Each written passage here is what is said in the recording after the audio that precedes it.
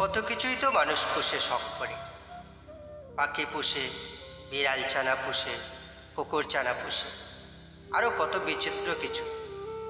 কিন্তু জানো আমি কি পুষি? আমি পুষি দুঃখ। বেশ অবাক হচ্ছ তো? হ্যাঁ, আমি দুঃখ পুষি। আমার পায়ের নখ থেকে কেশাগ্র পর্যন্ত ধুধু জলের মতো নিবিড় দুঃখের প্রলেপে আবৃত। আমার দুঃখগুলো প্রাত্যহিক মামুলি তুচ্ছ কোনো দুঃখ নয়।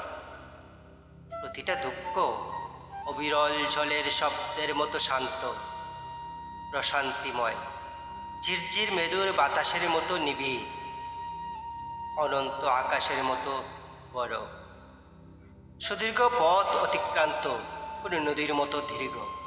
সেগুলোকে আমি খুব যত্ন করি, হৃদয়ের গহীনে আদর, যত্ন আর ভালোবাসা দিই। তাদেরকে করি হৃষ্টপুষ্ট। মাঝে মাঝে মনে হয় এইসব নিবিড়, প্রশান্তিময়, দীর্ঘ বড় দুঃখগুলো আছে বলে আমি আজও বেঁচে আছি এই ধরাতলে।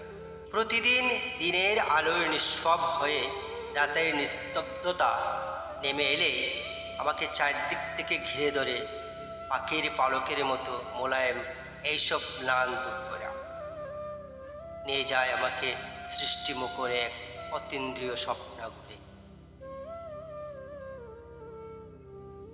কবিতার স্বপ্নাচ্ছন্ন মায়াবী অনিন্দ সুন্দর এক ভুবনে আমি দুঃখের ধুধু জল শুষে বের করে আনি আনন্দের শীতল মায়াবী অনিন্দ ঝর্ণা ধারা।